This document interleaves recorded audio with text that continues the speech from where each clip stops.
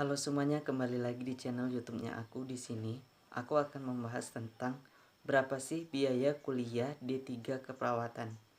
Nah, buat kalian yang kepo berapa sih biaya kuliah D3 keperawatan, silahkan tonton videonya sampai selesai ya, guys.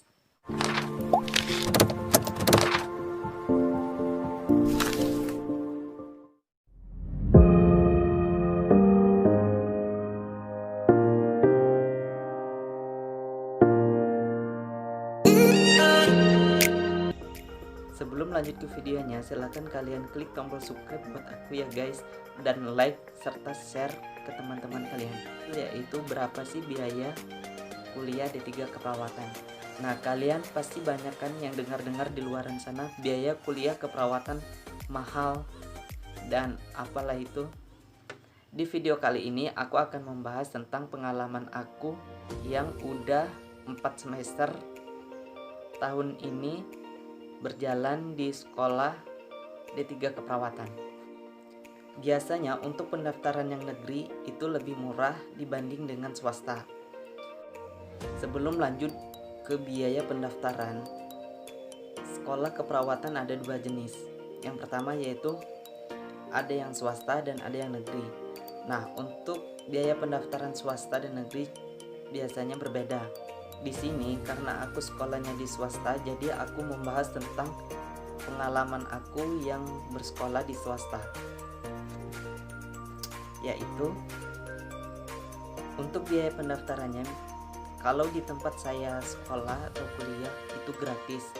Nah, untuk pendaftaran ulang itu sebesar 17.500. 17.500 itu dapat apa aja? Kita bisa mendapatkan 2 setel pakaian dinas atau kuliah, yaitu seragam putih, sepatu putih 1, baju olahraga 1, baju batik 1, sepatu olahraga, uang SPP 1 semester, sama uang asrama 1 bulan. Kalian masih bingung? Tenang, saya kasih 10 alasan mengapa kalian memilih jurusan D3 keperawatan. Yang pertama, memiliki prospek kerja yang cerah. Kenapa memiliki prospek kerja yang cerah? Karena kalian bisa bekerja di berbagai klinik atau rumah sakit lokal maupun mancanegara. Yang kedua adalah bisa menjadi PNS. Nah, kalian pasti bingung kan? Jadi perawat bisa jadi PNS atau tidak? Nah, jadi tenang. Jadi perawat itu bisa menjadi PNS. Dan kalian pasti tahu gaji seorang PNS. Gaji seorang PNS cukup menggiurkan, mulai dari jutaan rupiah dan tambahan tunjangan insentif dan lain-lain. Ada banyak lowongan CPNS yang membutuhkan ijazah keperawatan loh. Nah, jadi buat kalian semua bisa berpeluang besar untuk menjadi PNS, mengabdi pada negeri. Yang ketiga, pekerjaan yang tidak membosankan. Kenapa? Karena menjadi perawat, kita bisa saling berinteraksi kepada masyarakat atau orang yang baru kita kenal.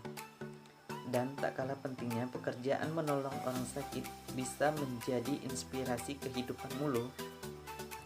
Yang keempat, mendapatkan banyak ilmu terbaru. Menjadi profesi keperawatan, kita akan mendapatkan banyak ilmu terbaru, terutama dari kakak perawat senior kita, dokter spesialis, dan lain-lain. Dan satu lagi, banyak pula klinik dan rumah sakit menyelenggarakan seminar untuk karyawan-karyawannya. Yang kelima, memiliki jaringan baru. Jurusan keperawatan bisa memberikan kamu kesempatan banyak teman atau jaringan baru.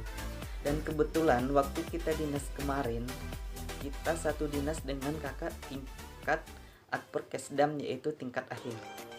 Nah tentunya kalau di tingkat akhir sudah banyak memegang ilmu-ilmu keperawatan. Disitulah kita sharing tentang bagaimana